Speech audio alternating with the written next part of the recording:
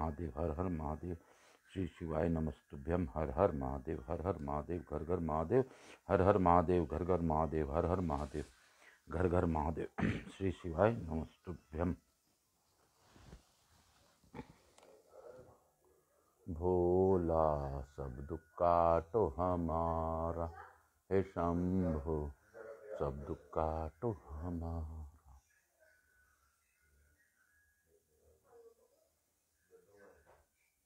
आज दिनांक 21 नवंबर 2023, दिन नवमी, तिथि नवमी, दिन मंगलवार। आज आंवला नवमी के रूप में हम लोग इसको त्यौहार को मनाते हैं। कल गोपाष्टमी भी था और सूर्य अस्त के बाद सप्तमी और पुनः अष्टमी था। सुबह 8 बजे कल अष्टमी लग जाने के कारण कल गोपाष्टमी भी था। आज सुबह 8 बजे के करीब करीब नवमी लग गया, इसलिए आंवला नवमी भी है। मैं इस आंवला नवमी के दिन सभी को वंदन कर, सभी का धन्यवाद देते हुए सभी को प्रणाम करता हूँ। प्रदीप मिश्रा जी द्वारा बताए गए एक विधि का मैं विनती करता हूँ, अगर कर सकें तो जरूर करें, आपके जीवन में बदलाव जरूर होगा। आज के दिन किसी भी ब्राह्मण को खीर बनाकर, खीर पूड़ी इत्यादि जो भी आपकी भाव हो, कम से कम खीर आंवला के वृक्ष के नीचे, संभव हो तो वृक्ष के नीचे उनको ले जाकर उनको भोजन करवाएं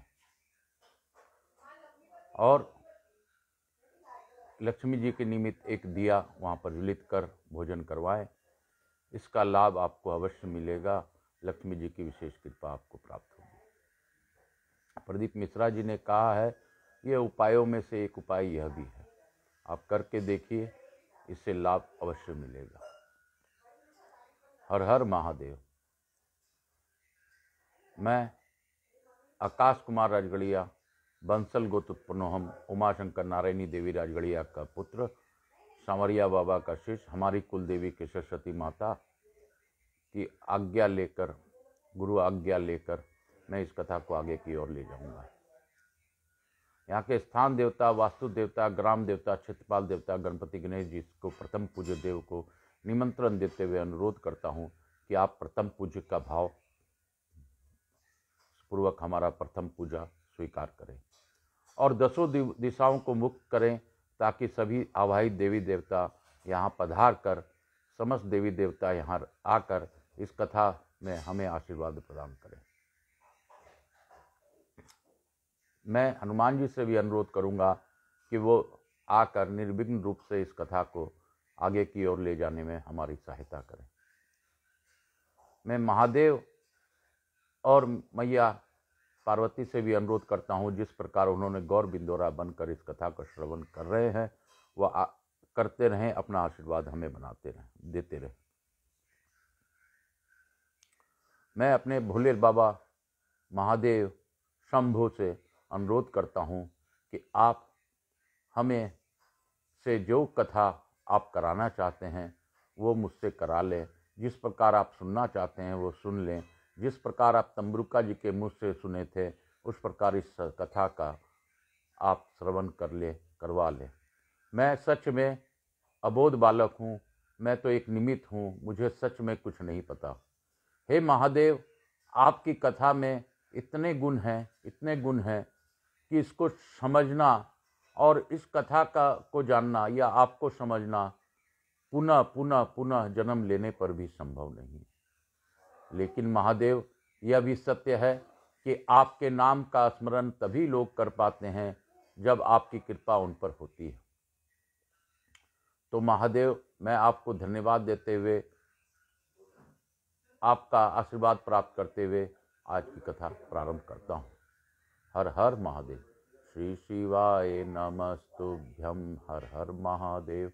हर हर महादेव घर घर महादेव। श्री शिवाय नमस्तुभ्यम। हर हर महादेव। श्री शिवाय नमस्तुभ्यम। हर हर महादेव। श्री शिवाय नमस्तुभ्यम। हर हर महादेव। श्री शिवाय नमस्तुभ्यं हर हर महादेव। श्री शिवाय नमस्तुभ्यं हर हर महादेव। श्री शिवाय नमस्तुभ्यं हर हर महादेव। श्री शिवाय नमस्तुभ्यं हर हर महादेव। श्री शिवाय नमस्तुभ्यं हर हर महादेव। हर हर गंगे हर हर गंगे हर हर गंगे गंगा स्नानम अहम करिष्ये। हर हर गंगे हर हर गंगे हर हर गंगे।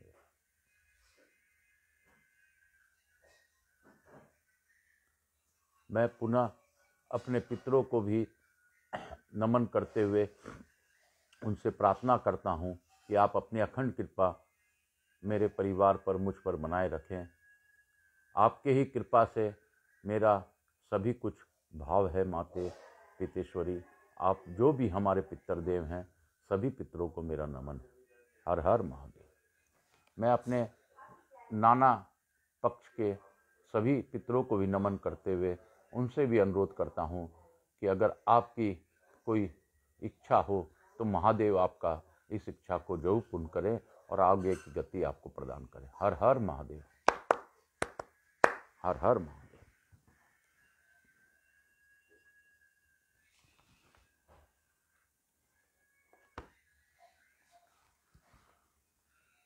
अर्थ पंच 300 अध्याय। शिव काशी काशी काशी शिव काशी काशी काशी शिव काशी। मोक्ष नगरी काशी की जय। मोक्ष नगरी काशी की जय। मोक्ष नगरी काशी की जय। सनत कुमार बोले, हे व्यास, वहाँ स्थित होकर उस दानवेंद्र ने अत्यंत बुद्धिमान एक महान दैत्येश्वर को दूत बनाकर शिव जी के समीप भेजा। उस दूत ने वहाँ जाकर वट वृक्ष के नीचे बैठे हुए करोड़ों सूर्य के समान महातेजस्वी योगासन लगाए हुए ध्यान मुद्रा युक्त मन मन मुस्काते हुए शुद्ध स्फटिक के समान परमोज्वल ब्रह्म तेज से देदीप्तिमान त्रिशूल पटीस धारण किए हुए, व्याध चर्म ओढ़े हुए, भक्तों को मृत्यु दूर करने वाले, शांत तपस्या का फल देने वाले, संपूर्ण संपत्ति प्रदान करने वाले, शीघ्र प्रसन्न होने वाले, प्रसन्न मुख भक्तों पर अनुग्रह करने वाले, विश्व बीज विश्व रूप विश्व को उत्पन्न करने वाले, विश्वेश्वर विश्वकर्ता, विश्व संहार के कारण कारणों के भी कारण, नरक समुद्र से पार उतारने वाले, ज्ञानदाता, ज्ञान बीज तथा ज्ञान में ही आनंदित रहने वाले, 3 नेत्र वाले सनातन उमापति विश्वनाथ को देखा। उस दानवेश्वर के दूत ने रथ में से उतरकर कुमार सहित शंकर जी को देखकर सिर झुकाकर प्रणाम किया। उनकी बाईं ओर विराजमान भद्रकाली तथा उनके आगे स्थित स्कंद को भी प्रणाम किया। उसके बाद काली, शंकर एवं स्कंद ने लोक रीति से उसे आशीर्वाद दिया। इसके बाद सकल शास्त्रों का ज्ञाता शंखचूड़ का वह दूत हाथ जोड़कर शिव को प्रणाम करके उत्तम वचन कहने लगा। दूत बोला, हे महेश्वर, मैं शंखचूड़ का दूत यहाँ आपके पास आया हूँ। आपकी क्या इच्छा है उसे आप कहिए। सनत कुमार बोले, शंखचूड़ के दूत को बात सुनकर प्रसन्नचित्त भगवान महादेव ने उससे कहा। महादेव जी बोले, हे बुद्धिमान दूत, तुम मेरा सुखदायक वचन को सुनो और विचार करके मेरे वचन को निर्विवाद रूप से उनसे कह देना। समस्त धर्मों के ज्ञाता तथा जगत के निर्माता ब्रह्मा धर्म के में भी पिता हैं। उनके पुत्र मरीचि तथा उनके पुत्र कश्यप कहे गए हैं। दक्ष ने उन कश्यप को अपनी 13 कन्याएं प्रसन्नता के साथ प्रदान की। उनमें एक दनु नाम वाली थी, साधु स्वभाव वाली, वह उनके सौभाग्य को बढ़ाने वाली थी। इस दनु के परम तेजस्वी 4 दानव पुत्र हुए। उनमें एक विपरिचित था जो महाबलवान एवं पराक्रमित था। उस विपरिचित का धार्मिक तथा महाबुद्धिमान दानवराज दम्भ नामक पुत्र हुआ। तुम उसी के श्रेष्ठ धर्मात्मा पुत्र तथा दानवों के राजा हो। तुम पूर्व जन्म में श्री कृष्ण के पार्षद, परम धार्मिक एवं सभी गोपों के मुख्य थे, किंतु इस समय तुम राधिका के शाप से दानवेंद्र हो गए हो। यद्यपि तुम दानव योनि में आ गए हो, किंतु वास्तव में दानव नहीं हो। इस प्रकार अपने पुराने जन्म का वृत्तांत जानकर देवताओं के साथ वैर त्याग दो। तुम अपने पद पर स्थित रहकर राज का आदर पूर्वक सुखोभोग करो। देवगणों से अधिक द्वेष मत करो एवं विचार पूर्वक राज करो। हे दानव दान देवगणों का राज्य लुटा दो और मेरी प्रीति की रक्षा करो। तुम अपने राज्य पर स्थित रहो और देवता भी अपने पद पर स्थित रहें। समान प्राणियों के साथ भी विद्वेष करना बुरा होता है, फिर देवताओं से विरोध का तो कहना ही क्या। वे सब कुलीन शुद्ध कर्म करने वाले तथा कश्यप के वंश में उत्पन्न हुए हैं। ब्रह्म हत्यादि जो कोई भी पाप है वे जाति द्रोह जनित पाप के 16वीं कलाओं की भी बराबरी नहीं कर सकते। सनत कुमार बोले, हे व्यास, इस प्रकार शंकर ने उत्तम ज्ञान का बोध कराते हुए श्रुति एवं स्मृति से संबंधित शुभ बातें उससे कही। तब शंखचूड़ के द्वारा शिक्षित तथा तर्कविद व दूत होनहार से मोहित होकर विनम्रता पूर्वक इस प्रकार यह वचन कहने लगा। दूत बोला, हे देव, आपने जो वचन कहा है वह अन्यथा नहीं है, किंतु मेरा कुछ तथ्यपूर्ण एवं यथार्थ निवेदन सुनिए।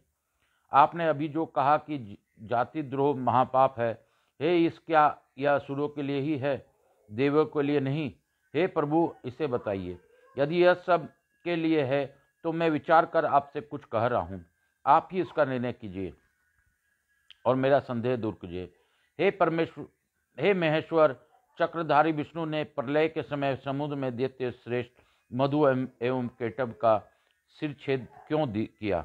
हे गिरीश, यह तो प्रसिद्ध है कि देवताओं के पक्षधर आपने युद्ध में त्रिपुर को भस्म किया, तो ऐसा आपने क्यों किया? विष्णु ने बलि का सर्वस्व लेकर उसे पाताल लोक में क्यों भेज दिया? सुतल और आदि लोक का उद्धार करने के लिए उसके द्वार पर गदा धारण कर क्यों स्थित है? इन देवताओं के भाई सहित हिरण्याक्ष को क्यों मारा और इन्हीं देवताओं ने शुंभादि असुरों को क्यों मारा? पूर्व काल में समुद्र मंथन किए जाने पर देवगणों ने ही अमृत का पान किया। हम सभी को क्लेश प्राप्त हुआ, किंतु उसका अमृत पान रूप फल देवताओं ने भोगा। यह जगत भगवान काल का क्रीड़ा पात्र है। वे जिस समय जिसे ऐश्वर्य प्रदान करते हैं उस समय वह ऐश्वर्यवान हो जाता है। देवताओं एवं दैत्यों का वैर सदा किसी न किसी निमित्त होता आया है। क्रमशः जीत और हार काल के अधीन है। इन दोनों के विरोध में आपका आ जाना निष्फल प्रतीत हो रहा है। यह विरोध तो सम्मान संबंधियों को ही अच्छा लगता है, आप सुदर्श ईश्वर का नहीं। आप तो देवता तथा असुरों के सभी के स्वामी हैं। अतः इस समय आप महात्मा को केवल हम लोगों से यह स्पर्धा निर्लजता को की बात है। विजय होने पर अधिक कीर्ति तथा पराजय होने पर हानि, ये दोनों ही आपके लिए सर्वथा विपरीत है। इसे मन से विचार कीजिए। सनत कुमार बोले, यह वचन सुनकर शिव जी हंसकर दानवराज से यथोचित मधुर वचन कहने लगे। महेश बोले, हम अपने भक्तों के अधीन हैं, स्वतंत्र कभी नहीं हैं। हम उनकी इच्छा से ही कर्म करते हैं और किसी की पक्षपाती नहीं हैं। पूर्व काल में ब्रह्मा की प्रार्थना से ही प्रलयन यानर में विष्णु तथा दैत्य श्रेष्ठ मधु केटभ का युद्ध हुआ था। भक्तों का कल्याण करने वाले उन्हीं विष्णु ने पूर्व काल में देवताओं की प्रार्थना से प्रहलाद की रक्षा के निमित्त हिरण्याकश्यपु को वध किया था। देवगणों की प्रार्थना से मैंने भी त्रिपुरों के साथ युद्ध किया तथा उन्हें भस्म किया। यह बात सब लोग जानते हैं। पूर्व काल में देवताओं की प्रार्थना से सबकी स्वामिनी तथा सबकी माता ने शुंभादि के साथ युद्ध किया और उन्होंने उनका वध भी किया। आज भी सभी देवता ब्रह्मा के शरण में गए हैं और देवताओं सहित विष्णु ब्रह्मा मेरे शरण में आए हैं। हे दूत, देवताओं का स्वामी मैं ही भी ब्रह्मा तथा विष्णु की प्रार्थना के कारण युद्ध के लिए आया हूँ। हे दूत, शंखचूड़ से कहना कि तुम महात्मा श्री कृष्ण श्रेष्ठ पार्षद हो। पहले जो जो दैत्य मारे गए उनमें कोई भी तुम्हारे समान नहीं था। हे राजन, देवताओं का कार्य करने के लिए तुम्हारे साथ युद्ध करने में मुझे कौन सी बड़ी लज्जा है। देवताओं के कार्य के लिए मैं ईश्वर विनय पूर्वक भेजा गया हूँ। अतः हे दूत, तुम जाओ और शंखचूड़ से मेरे वचन कह देना कि मैं देव कार्य अश्वश करूँगा, उसे भी जो उचित हो वैसा करे। ऐसा कहकर महेश्वर चुप हो गए और शंखचूड़ का दूत उठा और उसके पास उनसे चला गया। इस प्रकार से शिव महापुराण के अंतर्गत द्वितीय रूप संहिता के पंचम युद्ध खंड शंखचूड़ वध के वर्णन अंतर्गत शिव दूत संवाद वर्णन नामक 35वां अध्याय पूर्ण हुआ। बोलो शंकर भगवान की जय। बोलो काशी विश्वनाथ की जय। बोलो मेरे विश्वनाथ की जय। बोलो मेरे भोलेनाथ की जय। बोलो मेरे शमशानवासी की जय। बोलो कैलाशपति की जय। हर हर महादेव। हे कैलाशवासी बम बम बम, तेरी माथे में बिंदिया चम चम चम। हे कैलाशवासी बम बम बम, तेरी माथे में बिंदिया चम चम चम। शिव काशी काशी काशी शिव काशी काशी काशी शिव काशी। मोक्ष नगरी काशी नगरी की जय। मोक्ष नगरी काशी की जय। मोक्ष नगरी काशी की जय। काशी विश्वनाथ की जय। अर्थ 36वां अध्याय यानी 36वां अध्याय। सनत कुमार बोले, उस दूत ने वहां जाकर शिव जी की सारी बात तथा उनका निश्चय विचार पूर्वक यथार्थ रूप से कह दिया। उसे सुनकर उस प्रतापी दानवेंद्र संचूर्ण ने बड़े प्रेम के साथ युद्ध करने की चुनौती स्वीकार कर ली। उसके बाद वह बड़ी सिद्धता के साथ आमात्यों के साथ विमान पर आरूढ़ हुआ और शंकर जी के साथ युद्ध करने के लिए उसने अपनी सेना को आज्ञा दे दी। शिव जी के सिद्धता से अपने सेना एवं देवताओं को युद्ध के लिए प्रेरित किया और वे स्वयं सर्वेश्वर होकर लीलापूर्वक युद्ध के लिए तैयार हो गए। इसके बाद सीधी ही युद्ध प्रारंभ हो गया। उस समय अनेक प्रकार के बाजे बजने लगे, कोलाहल और वीरों की गर्जनाएं होने लगी। हे मुने, देव और दानवों का परस्पर युद्ध होने लगा। देवता तथा दानव धर्म पूर्वक युद्ध करने लगे। स्वयं महेंद्र वृष पूर्वा के साथ तथा भास्कर विप्रचिति के साथ धर्म पूर्वक युद्ध करने लगे। दम के साथ विष्णु का महान युद्ध होने लगा। कालासुर के साथ, अग्नि गोकर्ण के साथ, कुबेर कालकेय के साथ, विश्वकर्मा मय के साथ, मृत्यु भयंकर के साथ, यमराज संहार के साथ, वरुण कालिंब के साथ, समीरन चंचल के साथ, बुध घट पुष्ट के साथ, शनेश्वर रक्ताक्ष के साथ, जयंत रत्नसार के साथ, अष्ट वसु वर्चस्व गणों के साथ, अश्वनी कुमार दोनों दीप्तिमानों के साथ, नल कुबर धूम्र के साथ, धर्म धुरंधर के साथ, मंगल गणकाच के साथ, वेशवान शोभा करके साथ साथ, कामदेव पिपिट के साथ, 12 आदित्य गोकामुख चूर्ण खड़ग नामक असुर, धूम्र सन्हल विश्व प्रतापी तथा प्लास के साथ धर्म पूर्वक युद्ध करने लगे। शिव की सहायता प्राप्त कर देवगण असुरों के साथ युद्ध करने लगे। एकादश महारुद्र भयंकर महाबली महापराक्रमी तथा वीर 11 असुरों से युद्ध करने लगे। महामणि उग्र चंड आदि के साथ, चंद्रमा राहु के साथ तथा बृहस्पति शुक्राचार्य के साथ धर्म पूर्वक युद्ध करने लगे। नंदीश्वर आदि शिवगण भी दानवों के साथ युद्ध करने लगे। उसका पृथक पृथक वर्णन विस्तार से भय से नहीं किया गया। हे मुने, उस समय शिव जी काली एवं पुत्र के साथ वट के मूल में स्थित रहे और समस्त सैन्य समूह निरंतर युद्ध कर रहे थे। रत्न जड़ित आभूषणों से भूषित शंखचूड़ भी करोड़ों दानवों से युक्त रतन जड़ित मनोहर सिंहासन पर बैठा हुआ था। इसके बाद देवताओं एवं असुरों का विनाश करने वाला महायुद्ध छिड़ गया। उस महायुद्ध में नाना प्रकार के दिव्य आयुध चल रहे थे। गदा, रिष्टि, पटीस, चक्र, भुषुंडी, प्राश, मुदगर, नस्त्रीवंश, भाला, परिधि, शक्ति, उन्मुख, परशु, बाण, तोमर, खड़ग, सहस्त्रों तोपे, भिंदीपाल एवं अन्य सहस्त्र वीरों के हाथों में शोभित हो रहे थे। महान उत्साह से युक्त वीर लोग युद्ध में ग्रस्त हुई दोनों सेनाओं के वीरों के सिर को इन आयुधों से काटने लगे। हाथी, घोड़े, रथ, पैदल तथा अनेक प्रकार के स्वार सहित वाहन युद्ध में कट रहे थे। भुजा, जंघा, हाथ, कटी, दोनों कान, पैर, ध्वज, बाण, तलवार, कवच एवं उत्तम आभूषण कटकर पृथ्वी पर गिरने लगे। इस समय योद्धाओं के कटे हुए किरीट कुंडल युक्त सिरों से तथा हाथियों की कटी हुई सूंडों से कटी हुई आभूषण युक्त भुजाओं तथा कटे हुए आयुधों से एवं कटे हुए अन्य अंगों से समस्त पृथ्वी मधुमक्खी के छत्ते के समान पट गई। युद्ध में कटे हुए सिरों के आंखों से कबंध की और देखते हुए योद्धा सहस्त्र धारण की हुई भुजाओं को ऊपर की ओर उठाकर जहां तहां दौड़ रहे थे। महाबलवान एवं महापराक्रमी वीर तीव्र नाद करते हुए अनेक प्रकार के शस्त्र अस्त्रों से परस्पर युद्ध कर रहे थे। कुछ योद्धा युद्ध में स्वर्ण मुख वाले बाणों से योद्धाओं को मारकर जल वृष्टि करने वाले मेघों के समान गर्जना कर रहे थे। कोई वीर चारों ओर से अपने बाणों में रथ सहित सारथी की इस प्रकार ढक दे रहा था जिस प्रकार बादल सूर्य को ढक लेता है। द्वंद्व युद्ध करने वाले वीर एक दूसरे से भिड़ कर ललकारते हुए तथा एक दूसरे के आगे जाते हुए मर्म स्थल पर प्रहार करते हुए आपस में युद्ध कर रहे थे। उस महायुद्ध में वीर समूह चारों ओर से अपने हाथों में नाना प्रकार के ध्वज तथा आयुध लेकर सिंहनाद करते हुए दिखाई पड़ रहे थे।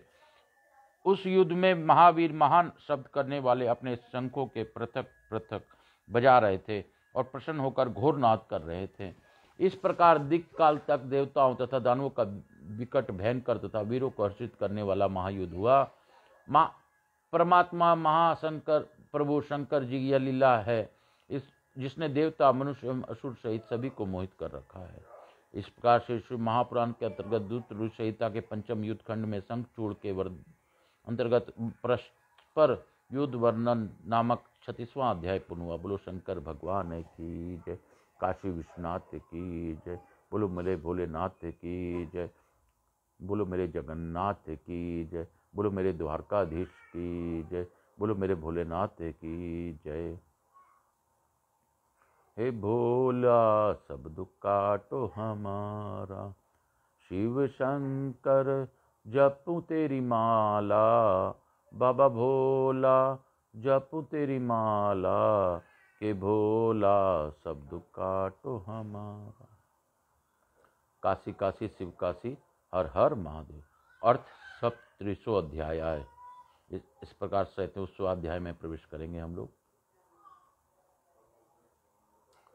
सनत कुमार बोले, हे व्यास जी, उस समय दानवों ने सभी देवताओं को पराजित कर दिया, जिससे शस्त्रास्त्रों से छत विछत अंगों वाले देवता भयभीत होकर भागने लगे। वे लौटकर शिव जी के शरण में गए और हे सर्वेश रक्षा करो ऐसा व्हील वाणी में कहने लगे। तब उन देवताओं की इस प्रकार की पराजय देखकर तथा उसका भय युक्त वचन सुनकर शिव जी ने महान क्रोध किया। कृपा दृष्टि से देखकर उन्होंने देवताओं को अभय दान दिया तथा अपने तेज से गणों के बल को बढ़ाया। तब शिवपुत्र महावीर कार्तिकेय शिव जी की आज्ञा लेकर रण क्षेत्र में दानवों के साथ निर्भय होकर युद्ध करने लगे। तारकासुर का वध करने वाले कार्तिकेय ने क्रोध करके वीर ध्वनि करते हुए उनकी 100 अक्षिणियों सेना को युद्ध में मार गिरा डाला। कमल के समान नेत्र वाली काली सहसा दैत्यों का सिर काटकर रक्त बहाने लगी और उनका भक्षण करने लगी।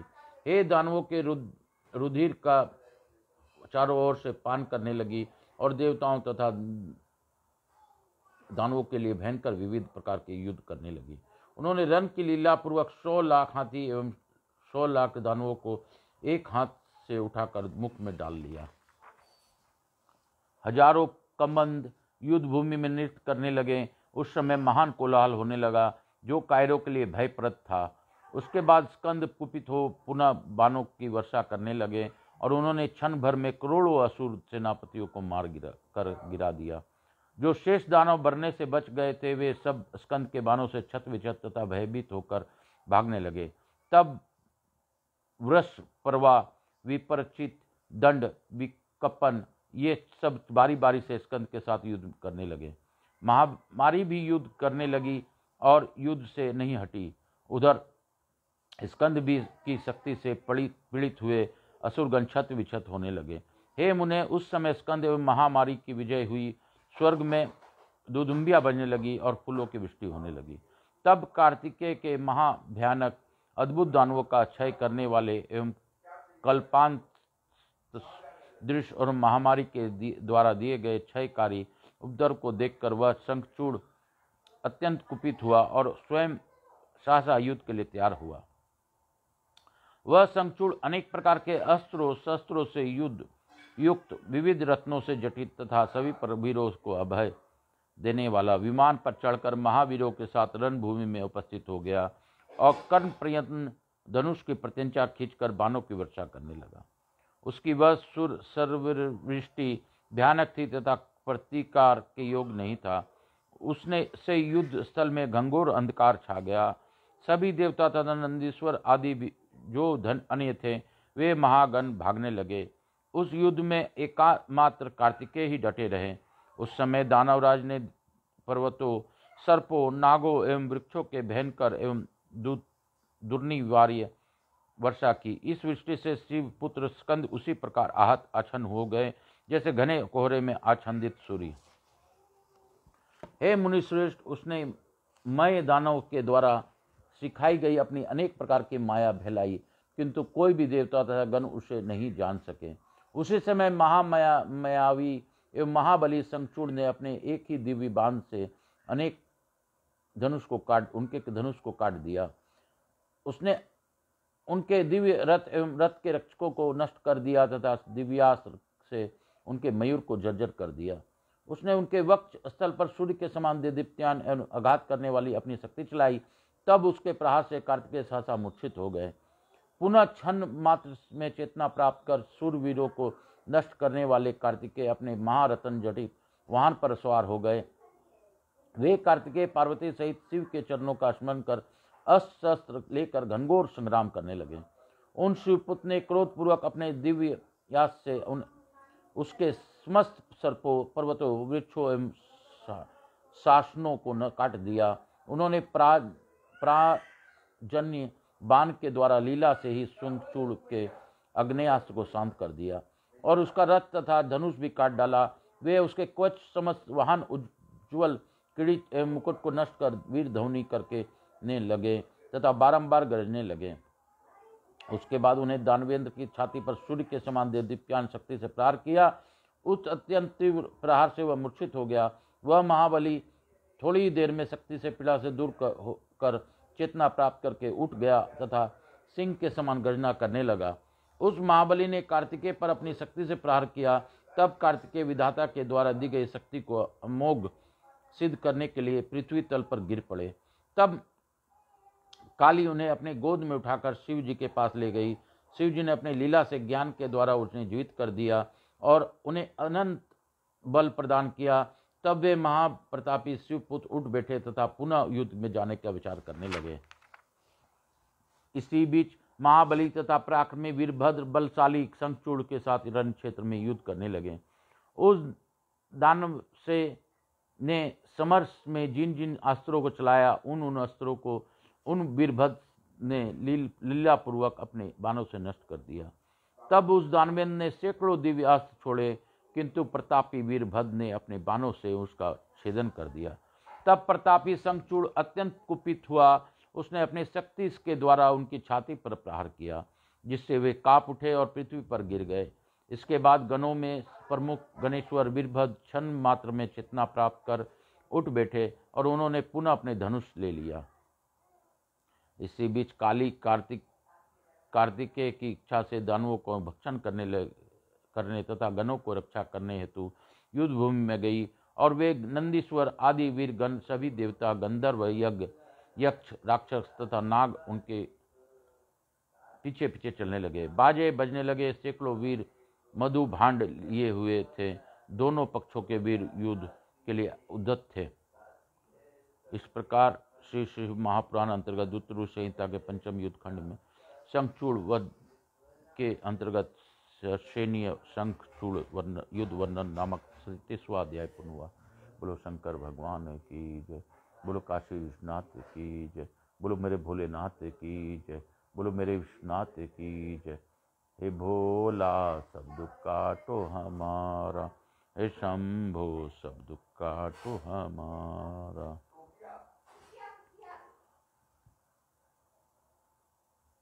काशी काशी शिव काशी, मोक्ष नगरी काशी की जय। मोक्ष नगरी काशी की जय। मोक्ष नगरी काशी की जय। अथाष्टोत्तरीसवां अध्याय 38वां अध्याय में प्रवेश करेंगे।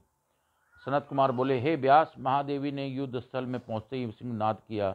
देवी के उस नाद से दानव मूर्छित हो गए। भगवती ने बार बार शुभ उट्टहास किया। वे मदपान करने वाली लगी तथा युद्ध भूमि में नृत्य करने लगी। इसी प्रकार उग्रदष्टा, उग्रदंडा, कोटवी आदि भी मधुपान करने लगी।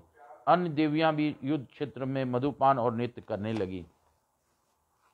उस समय गणों एवं देवताओं के दलों में महान कोलाहल उत्पन्न हो गया और सभी देवता तथा गुण आदि तीव्र गर्जन करते हुए हर्षित हो रहे थे।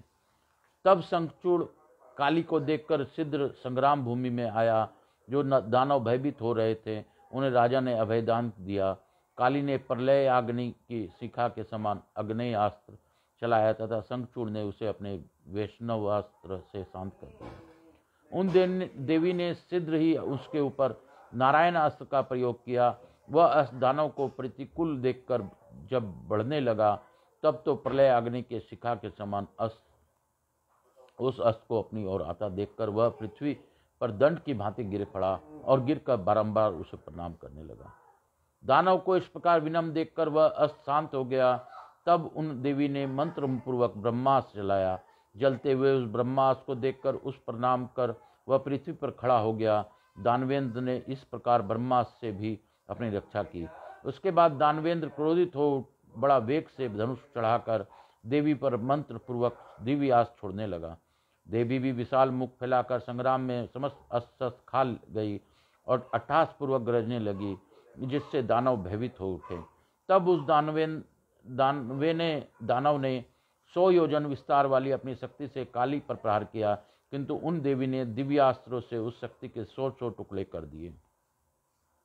तब उसने चंडिका का वैष्णव अस्त्र चलाया, किंतु काली ने महेश्वर अस्त्र से उसे निष्फल कर दिया। इस प्रकार बहुत काल प्रयत्न उन दोनों का परस्पर युद्ध होता रहा। देवता एवं दानव दर्शक बनकर उस युद्ध को देखते रहे। इसके बाद युद्ध में काल के समान क्रुद्ध हुए महादेवी ने रोषपूर्वक मंत्र से पवित्र किया हुआ पशुपात अस्त्र चलाया ग्रहण किया। उसके चलाने के पूर्व ही उसे रोकने के लिए यह आकाशवाणी हुई, हे देवी, आप क्रोधपूर्वक इस अस्त्र को शंखचूड़ पर मत चलाइए। हे चंडिके, इस अमोघ पशुपास्त्र भी वीर शंखचूड़ की मृत्यु नहीं होगी, अतः कोई अन्य उपाय सोचिए। यह सुनकर भद्रकाली ने उसे अस्त्र को नहीं चलाया और वे मुख से युक्त होकर लीलापूर्वक 100 लाख दानवों का भक्षण कर गई। वे भयंकर देवी शंखचूड़ को भी खाने के लिए वेगपूर्वक दौड़ी। तब उस दानव ने उन दिव्य रौद्रास्त्र के द्वारा उन्हें रोक दिया। उसके बाद दानवेंद्र ने कुपित होकर शीघ्र ही ग्रीष्मकालीन सूर्य के सदृश दक्षिण धार वाला तथा अत्यंत भयंकर खड़ग चलाया। तब काली उस प्रज्वलित खड़ग को अपनी ओर आता देखकर रोषपूर्वक अपने मुख फैलाकर उसके देखते देखते उसका भक्षण कर गई। इसी प्रकार उसने और भी बहुत से दिव्यास्त्र का प्रयोग किया, किंतु भगवती ने उसके सभी अस्त्रों को पूर्ववत 100 खंड कर दिए। पुनः महादेवी उसे खाने के लिए बड़े वेग से दौड़ी। तब सर्वे सिद्धेश्वर व दानवराज अंतर्ध्यान हो गया। दानव ने उस दानव को न देखकर बड़े वेग से अपनी मृष्टि के द्वारा उसके रथ को नष्ट कर दिया तथा सारथी को मार डाला। इसके बाद उस मायावी शंखचूड़ ने बड़ी सिद्धता से युद्ध स्थल में प्रकट होकर प्रलय अग्नि के शिखा के समान जलते हुए चक्र से भद्रकाली पर प्रहार किया। देवी ने उस चक्र को अपने बाएं हाथ से लीलापूर्वक पकड़ लिया और बड़े क्रोध के साथ शीघ्र ही उसने मुख से उसका भक्षण कर लिया। देवी ने अत्यंत क्रोधपूर्वक बड़े वेग से मुष्टिका द्वारा उस पर प्रहार किया, जिससे वह दानवराज चक्कर काटने लगा और मूर्छित हो गया। वह प्रतापी क्षण भर में चेतना प्राप्त करके पुनः उठ गया और उन्हें प्रीति माता का भाव रखने के कारण उसने उसका साथ बाहु युद्ध नहीं किया। देवी ने उस दानव को पकड़कर बारंबार घुमाकर बड़े क्रोध के साथ वेग पूर्वक ऊपर को फेंक दिया। वह प्रतापी शंखचूड़ बड़े वेग से ऊपर गया, पुनः नीचे गिरकर भद्रकाली को प्रणाम कर स्थित हो गया। तत्पश्चात प्रचंचित वह दानव श्रेष्ठ रतन निर्मित विमान पर सवार हुआ और सावधान होकर युद्ध के लिए उद्यत हो गया। काली भी क्षुधातुर हो दानवों का रक्तपान करने लगी। इसी बीच वहां आकाशवाणी हुई कि हे ईश्वरी, अभी तक इस रण में महान उद्यत हुए गर्जना करते हुए 1 लाख दानव शेष है, अतः आप इनका भक्षण करें। हे देवी, आप संग्राम में इस दानवराज को वध विचार न कीजिए। यह शंखचूड़ आपके अवध्य है।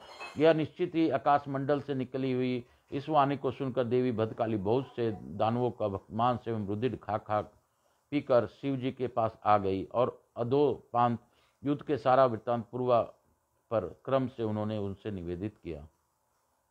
इति श्री शिव महापुराणे द्वितीयाया रुद्रसंहिताया पंचमे युद्ध खंडे शंखचूड़ वधे काली युद्ध वर्णन नाम अष्टात्रिशो अध्याय। काली इस प्रकार से शिव महापुराण अंतर्गत द्वितीय रुद्रसंहिता के पंचम युद्ध खंड के शंखचूड़ वध के अंतर्गत काली का युद्ध वर्णन नामक 38वां अध्याय पूर्ण हुआ। बोलो शंकर भगवान की जय। बोलो काशी विश्वनाथ की जय।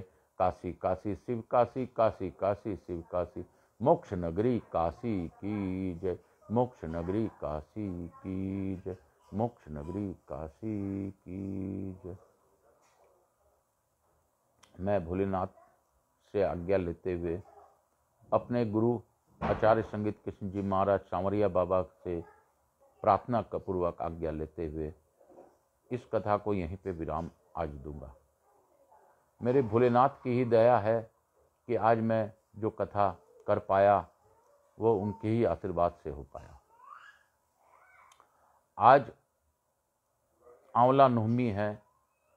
आज का अद्भुत दिन, इसको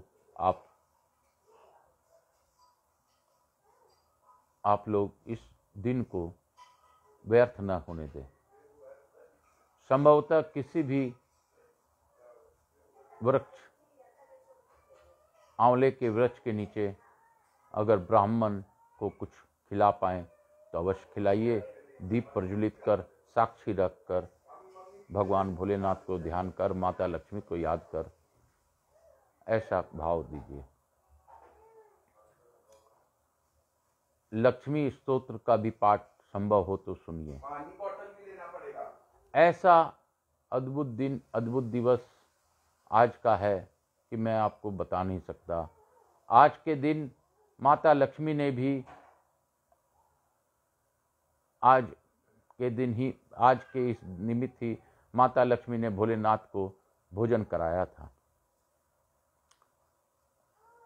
वैकुंठ का भाव के लिए भगवान ब्रह्मा जी से जब पूछा गया वैकुंठ का भाव कैसे हो कि जो हम भोलेनाथ को भोजन भी कराएं और वैकुंठ सा प्रभाव भी मिले, तो ब्रह्मा जी ने उपाय बताया था कि आप आंवले के वृक्ष के नीचे भगवान भोलेनाथ को भोजन कराएं। वह वैकुंठ का प्रभाव है, वैकुंठ सा ही प्रतीत है और वैकुंठ का ही फल देने वाला है। इस अद्भुत कथा को मैंने प्रदीप मिश्रा जी के द्वारा सुना है और उन्होंने बताया है, तो यह सत्य है।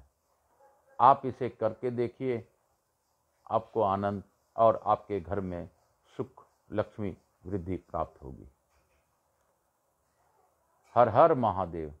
काल हर, दुख हर, दारिद्र हर, कष्ट हर, हर हर महादेव, हर हर महादेव, हर हर महादेव। मैं आप सबों से एक और विनती करना चाहता हूँ, अगर संभव हो तो मेरे इस YouTube चैनल को ज़्यादा से ज़्यादा सब्सक्राइबर बनवाइए और बनाइए, लोगों को जोड़िए, क्योंकि शिव महापुराण कथा अद्भुत कथा है, आगे के लिए सबके लिए है। और YouTube मेरा चैनल चालू हो, इसके लिए आपको मेरा सहयोग करने का विनती करता हूँ। हर हर महादेव, हर हर महादेव, घर घर महादेव। श्री शिवाय नमस्तुभ्यम। हर हर महादेव, घर घर महादेव। श्री शिवाय नमस्तुभ्यम। यहाँ के स्थान देवता, वास्तु देवता, ग्राम देवता, क्षेत्रपाल देवता, समस्त देवी देवताओं को धन्यवाद देता हूँ। मैं गणेश जी महाराज, लक्ष्मी जी महारानी, रिद्धि सिद्धि, कुबेर जी महाराज, शुभ लाभ और सरस्वती माता से अनुरोध करता हूँ कि हमारे यहाँ रहकर अपनी अखंड कृपा हम परिवार पर बनाए रखें। बाकी सभी देवी देवता अपने स्थान को गमन करें, पुनः बुलाने पर फिर पधार कर हमें अनुग्रहित करें। मैं अपने भगवान भोलेनाथ, मैया पार्वती को भी धन्यवाद देता हूँ कि उन्होंने गौर बिंदोरा बनकर इस कथा को श्रवण कर रहे हैं। मैं अपने विशेश्वर विश्वनाथ से प्रार्थना करता हूँ कि मैं आकाश कुमार राजगढ़िया बंसल गोत उत्पन्नोहम उमा शंकर नारायणी देवी राजगढ़िया का पुत्र सांवरिया बाबा का शिष्य आपसे प्रार्थना पूर्वक अनुरोध करता हूँ, हे महादेव, आप मुझसे जुड़े, मेरे व्यापार से जुड़े, मेरे बंधु बांधव, जो भी रिश्तेदार अच्छे विचार वाले हैं, उन पर अपनी अखंड कृपा बनाए रखें। हे महादेव, इस कथा को जो भी सुने, उस कथा के सुनने मात्र से उनका पापों का क्षय हो, ऐसा कृपा आप बनाए रखिए। हे महादेव, मैं आपसे रोज ही मांगता हूँ, आज भी मांग रहा हूँ कि आप कल्याण करने वाले हैं, आप शीघ्र प्रसन्न होने वाले हैं, आप देवादिदेव हैं, आप महादेव हैं। मुझ पर और मेरे परिवार पर जो कष्ट आन पड़ी है, आप जितना अच्छा से जानते हैं उतना कोई नहीं जानता। लेकिन महादेव, मुझे पूर्ण विश्वास है कि आपके शरण में आने के बाद कोई को भी आप निराश नहीं करते हैं। मैं आपके शरण में हूँ। हे प्रभु, आप मुझे शरणागति को शरण दीजिए, रक्षा कीजिए। त्राही माम त्राही माम त्राही माम, महादेव महादेव महादेव महादेव महादेव। आप मेरे पितरों को आगे की गति दीजिए, मेरे ननिहाल के पितरों को आगे की गति दीजिए, मेरे ससुराल के पितरों को आगे की गति दीजिए, जो भी कत्तर पीढ़ी में है उनको आगे की गति दीजिए। मेरे कोई बंधु बांधव रिश्तेदार या जो भी मुझसे उपेक्षा रखते हैं उनको आगे की गति दीजिए, जिससे कि जन का कल्याण हो सके। हे महादेव, जन के कल्याण में आपका ही साधन है। आप ही का कारण से, माया से देवता भी बचते नहीं हैं। तो हम तो एक प्राणी हैं, हम तो एक निमित्त मात्र हैं। महादेव, दया कीजिए, कृपा कीजिए। आपकी कृपा बिना कुछ भी संभव नहीं है। हर हर महादेव। काल हर दुख हर दारिद्र हर कष्ट हर हर हर महादेव। हे भोला, सब दुख काटो हमारा, हे शंभो, सब दुख काटो हमारा। शंभू के संग हमारी पार्वती मैया है, पार्वती मैया के साथ हमारे नंदीश्वर हैं। भोला, सब दुख काटो हमारा, हे बाबा, सब दुख काटो हमारा। हे भोलेनाथ, आज की कथा को यहीं पे विराम देता हूँ। हर हर महादेव, घर घर महादेव, हर हर महादेव, घर घर महादेव, हर हर महादेव।